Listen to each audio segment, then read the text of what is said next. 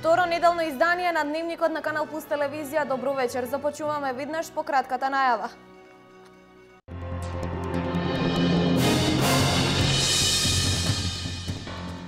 Силно невреме вчера го погоди градот Скопје и околината. Најголема непогода во последните години, која предизвика жртви и повредени.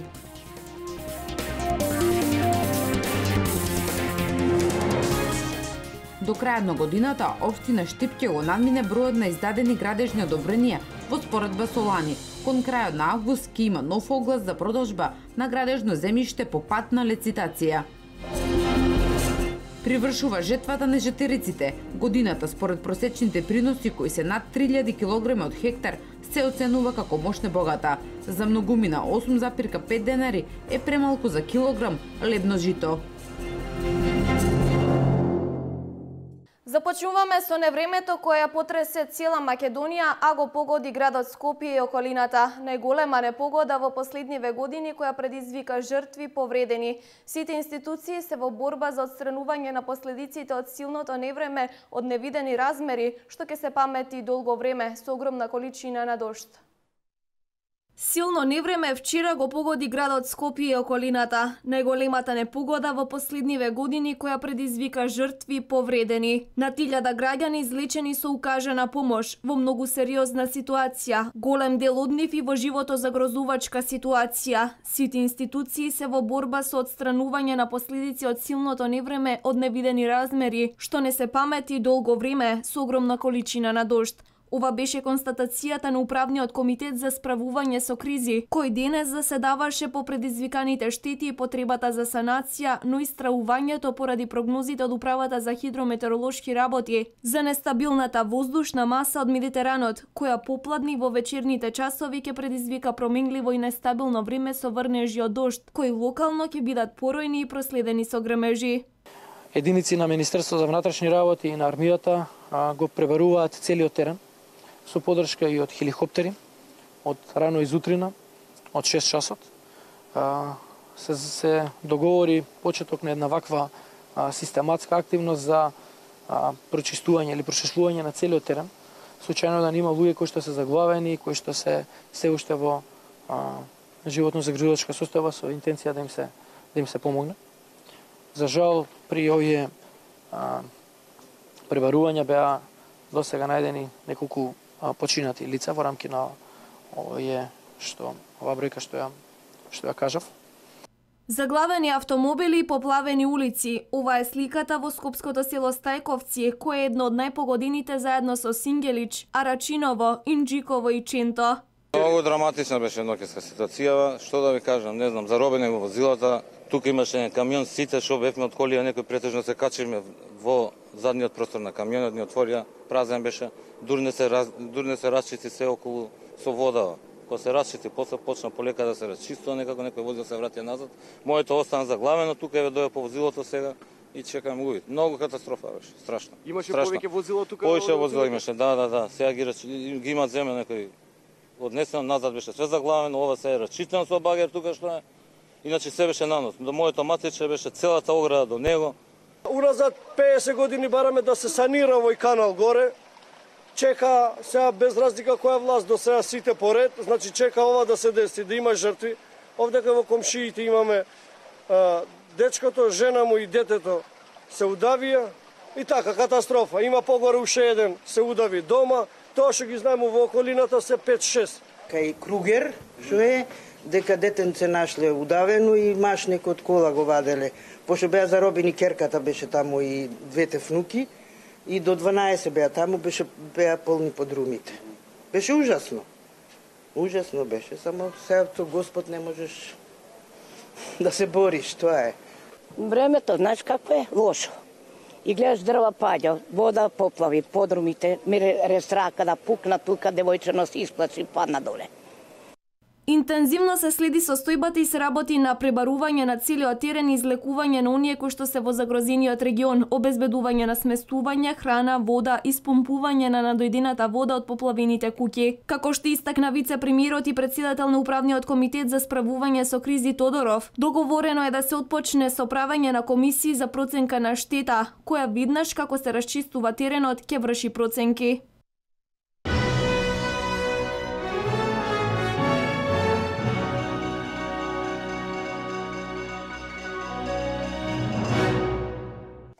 Продолжуваме со настаните кои што одбележаа неделата зад нас. Општина Македонска Каменица со изградба на пропусни канали на локалните патишта го реши долгогодишниот проблем кој го имаа жителите за време на обилни врнежи. Каналите за собирање на атмосферски води веќе се изградени во село Моштица и село Саса, а во завршна фаза е каналот во село Косевица. За оваа намена општината издвои 3 милиони денари од сопствениот буџет.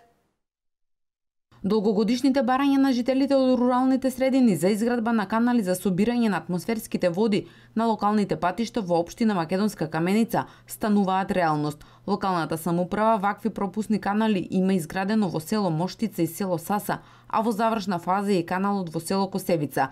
За оваа намена општината издвои 3 милиони денари од сопствениот буџет. Сите пристапни патишта веќе се целосно уредени, поставени се влезно и излезни глави, бетонирани се пропустите и се надеваме дека во услови кога ќе имаме поголемо количество на дошол, особено во есенскиот период, дека нема веќе да имаме проблеми со однесување на патиштата или проблеми со кои се соочувавме кога определени села беа пресечени од обилните должнови и не можеше да се пристигне до нив. Општина Македонска Каменица ги отпочна подготвителните градежни активности за изградба на локалните патишта до Саравска мала во село Саса и до Перчачка мала во село Моштица. Патот до Саравска мала е со вкупна должина до околу 2 км, а патот до Перчачка мала е со должина до околу 2,7 км. За реализација на овој значаен проект општината склучи договор и обезбеди 260.000 евра од ИПА фондовите преку Министерството за финансии на Република Македонија. Општина Македонска Каменица е една од првите 5 македонски општини кои ги користи овие неповратни средства и со тоа продолжува трендот на успешни апликации на разни меѓународни фондови.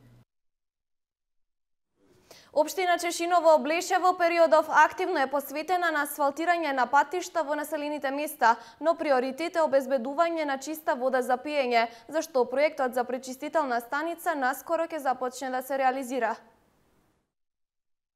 Инфраструктурното уредување е едно од приоритетите на општина Чешиново Облешево. Интензивно се работи на поврзување на населените места, при што во тек е изградбата на патниот правец меѓу селата Теранци и Видовиште, како и Борилчево Аргулица, кој ќе ги поврзе општините Чешиново Облешево и Карбинци. По изградбата на мостот на река Злетовица, кој беше од големо значење на жителите од населените места во Осоговските планини, се пристапи кон завршувањето на канализационите мрежи во повеќе населени места. Завршивме канализационата мрежа во населено место Облешево, во населено место Кучичино. Активно се работи на канализационата мрежа во село Чифлик. Веќе започнуваме и со два нови проекти, тоа са наскоро треба да започнат изработка на канализациона мрежа во населено место Спанчево и во населено место Соколарци.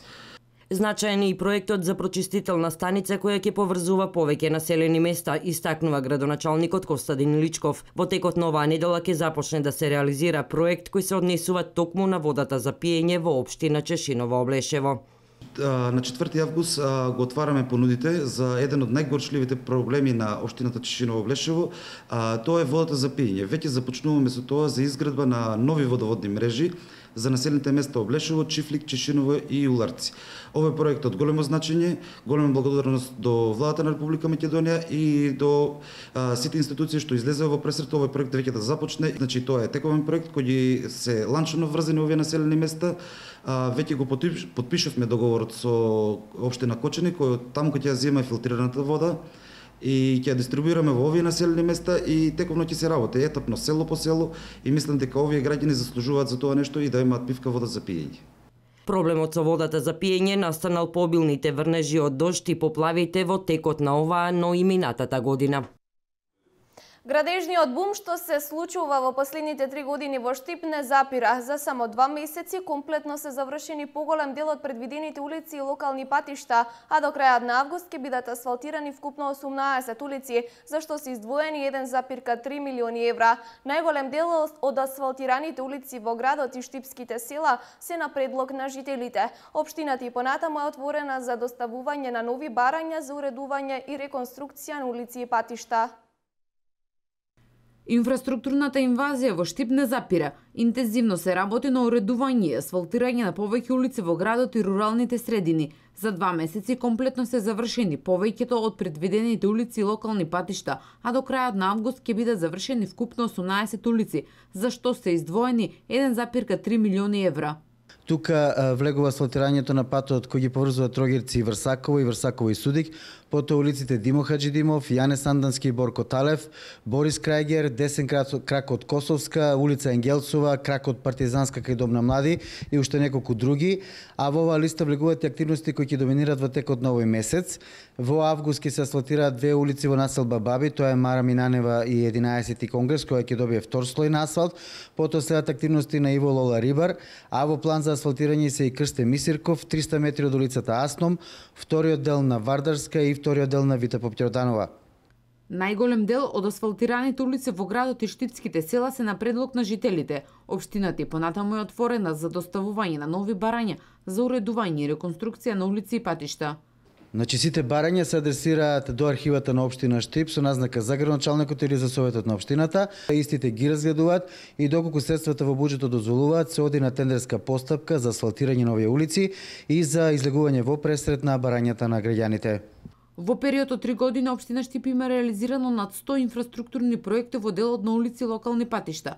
Најголем дел од средствата се обезбедени од буџетот на општина Штип и со голема поддршка од Агенцијата за финансиска поддршка на земјоделството и руралниот развој и јавното претпријатие за државни патишта.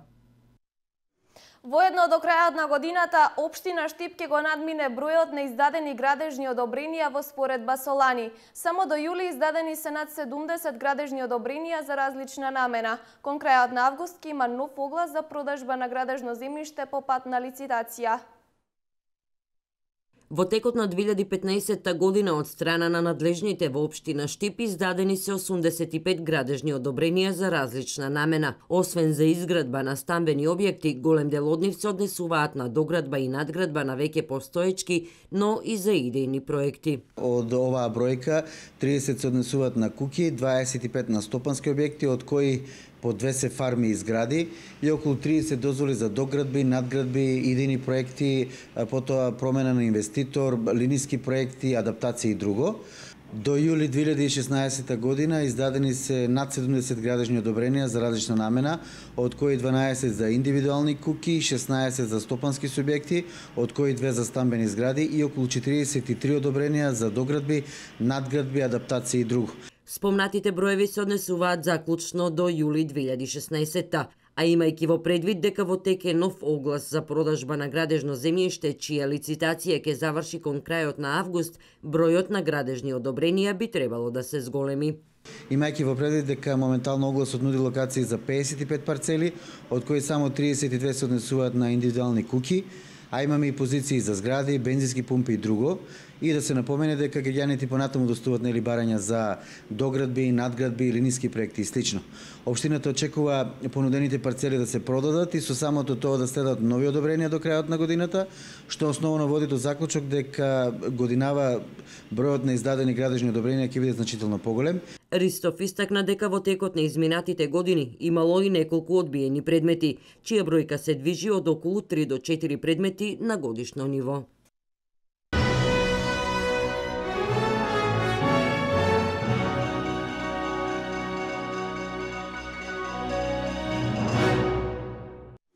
Продолжуваме на тема земјоделие. Привршува жетвата на житариците. Годината според просечните приноси, кои се над 3000 килограми од хектар, се оценува како мощне богата. Во моментот актуелна откупната цена за пченицата, која кај земјоделците создава незадоволство. За многумина 8,5 денари е премалку за килограм лебно жито.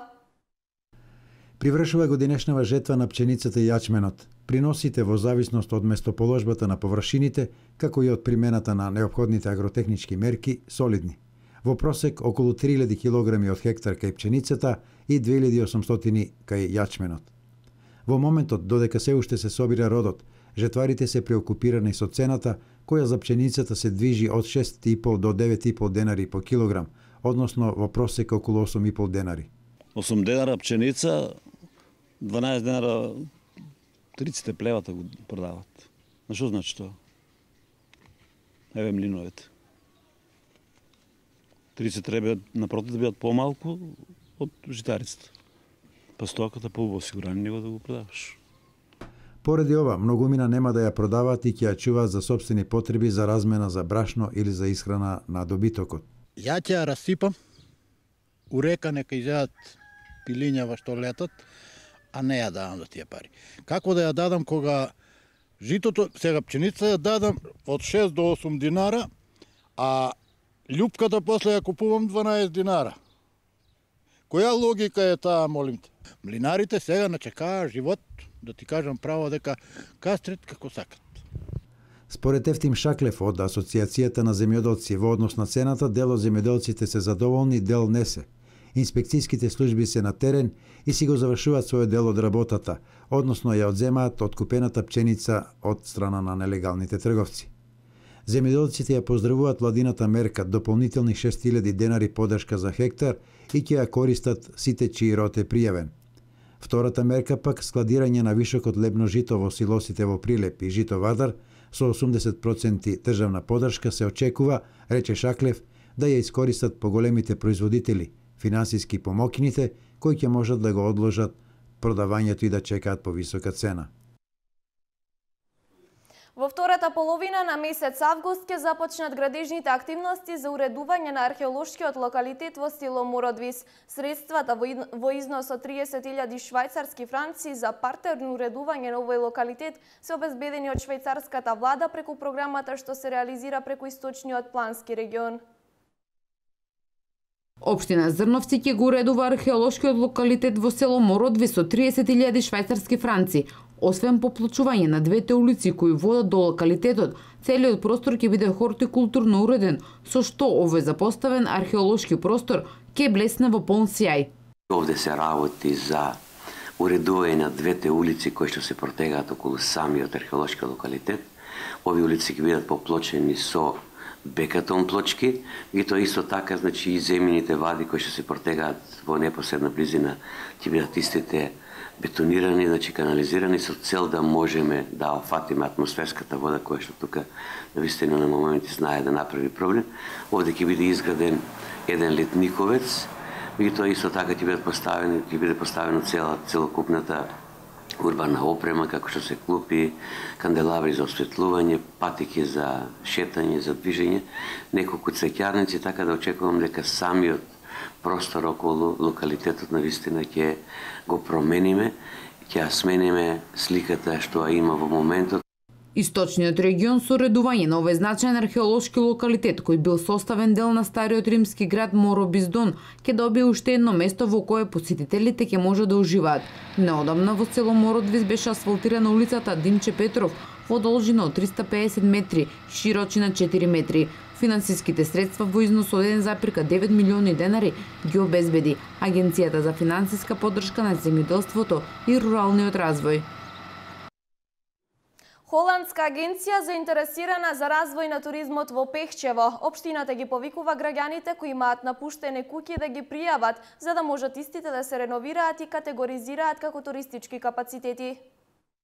Општина Пехчево со тенденција да прерасне во голема туристичка дестинација, по барање на холандска агенција да инвестира во реновирање на стари куќи во Пехчево и изнаемување на странски туристи, општината ги повикува сите заинтересирани граѓани кои што имаат напуштени куќи да ги пријават во просториите на локалната самоуправа, за да може понатаму општината да ја започне постапката за договор со холандската агенција за остварување на оваа голема идеја за развој на туризмот во Пехчево. Преговор со туристичка агенција од Холандија, нивно барање е да ги детектираме сите куќи кои што се продаваат во Пехчево и они се заинтересирани да ги реновираат.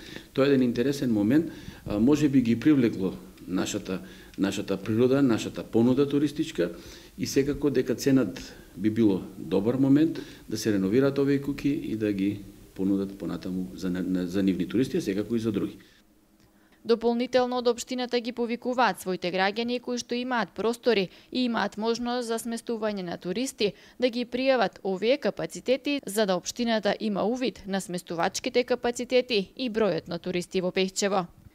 Сите што се заинтересирани за да примаат гости туристи да се јават во општината за да ги регистрираме како сместувачки капацитети, па подоцна да се категоризираат секако, за да можеме да имаме една бројка, информација колку туристи имаме во колку сместувачки капацитети имаме, колкав е нашиот потенцијал и секако да можем општината да си направи екипа која ќе менаџира со овие капацитети за да ги сместуваме туристите. Спрема интересот што го гледаме од заинтересираните туристи кои што секако потенцијално ги очекуваме и веќе доаѓаат во Пехчево, ценам дека на некој начин ја постигаме полека целта, полека но сигурно и мислам дека веќе сме крајна туристичка дестинација за многу туристи, а сето тоа го правивме и тоа ни беше цел, уште од почетокот кога станав градоначелник имав една цел, буквално да овозможиме да имаме развој на туризмот, затоа што ценам дека туризмот треба да биде основен двигател на економијата во нашата општина.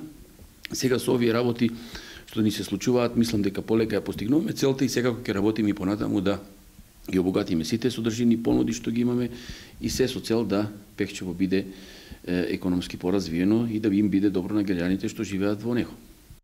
Инаку Пехчево, освен со новите содржини кои што општината ги создава за привлекување на туристи и неговата ридско-планинска место-положба со прекрасната природа, ги има сите предуслови да прерасне во вистинско туристичко место.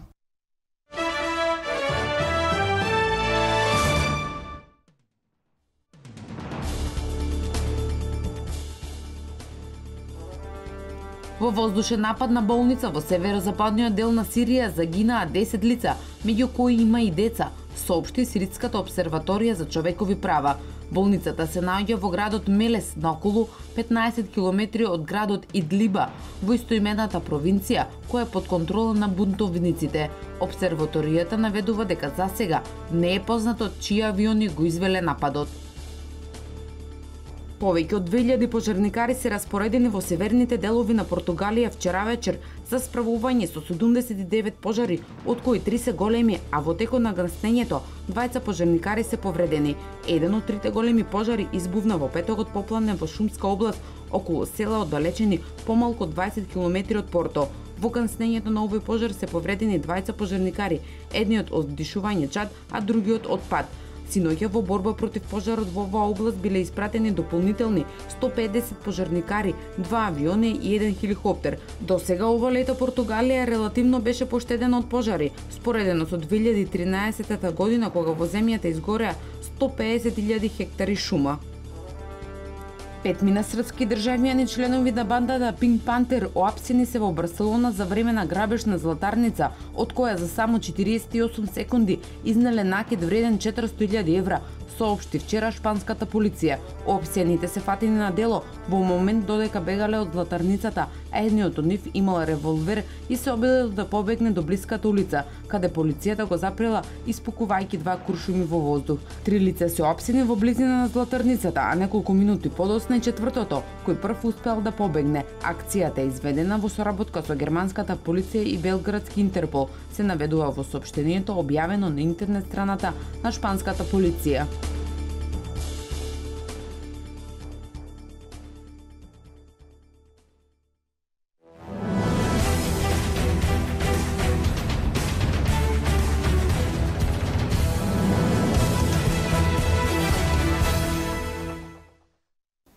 Беровското езеро е уште едно во низата препливани езера на љубителот на пливањето Бошко Илиев, инаку лекар по спортска медицина и страствен љубител на спортот и маратонското пливање.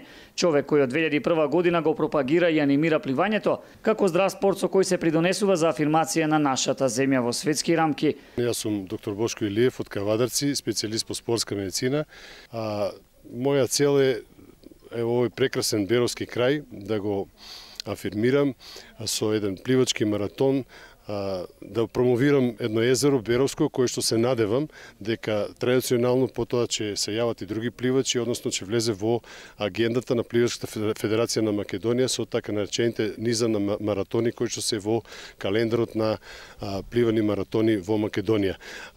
Тоа ми е целта, значи да докажам дека и Македонија има своји убавини, бидејќи јас одам низ Балкан, гледам дека Хрватска има море, Србија има пловни реки, Македонија има прекрасни езера, едно од тие е Беровското езеро и секако дека овој наш бисер во Македонија треба да биде експлоатиран и за спортски активности, а пливањето како еден од најздравите спортови, бидејќи сум специјалист по спортска медицина, сакам да дадам мотив на младите да го практикуваат пливањето и да трнат по патеките, по моите патеки и по патеките на нашите славни маратонци.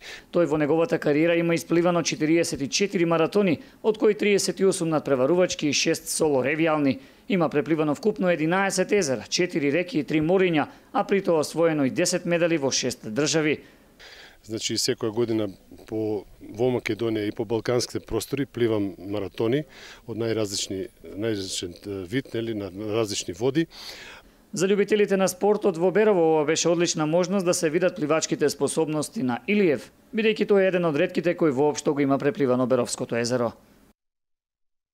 Имаме голема чест и не удостои да го исплива, тоест маратон кој е во должина од 4500 метри. Со тоа, мислам, со тој настан го промовираме нашето езеро, кое е доста познато вака и во сферата на туризмот, но еве и добрите и пријатни мирни води.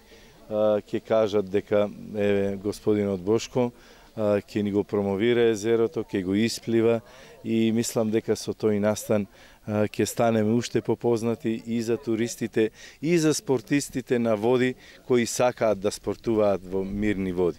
Инаку, освен пливањето, Илиев е тренер и водич на наши маратонци од странство, а работи на основање на пливачка школа и етаблирање на тиквешкиот маратон. Женскиот кошаркарски праволигаш клубски Патриот од Делчево подпиша договор со 3 кошаркарки од Радовиш во насока на што подобра подготовка за почетокот на новата кошаркарска праволигашка сезона. Јана Глигорова, Елена Цинцовска и Марија Здравева се кошаркарките кои што од годинава ќе го носат дресот на клубски Патриот, тим кој што и во изминатата година беше во врвот на македонската женска кошарка. Јана Глигорова според зборовите на незините тренери е најдобрата во својата генерација која игра на позицијата бек плеймејкер и сигурно ќе го засили тимот од Делчево на оваа позиција. Со своите 178 сантиметри Елена Цинцовска ќе игра на позицијата центар и во голема мера се очекува да им ја олесни работата на останатите колешки во тимот под кошевите. Марија Здравева пак игра на позицијата бек плеймејкер, родена е 2000 година со својата брзина и борбеност. Тимот од Делчево очекува дека и тоа како ќе придонесе за што подобри резултати на екипата во текот на предстојната сезона.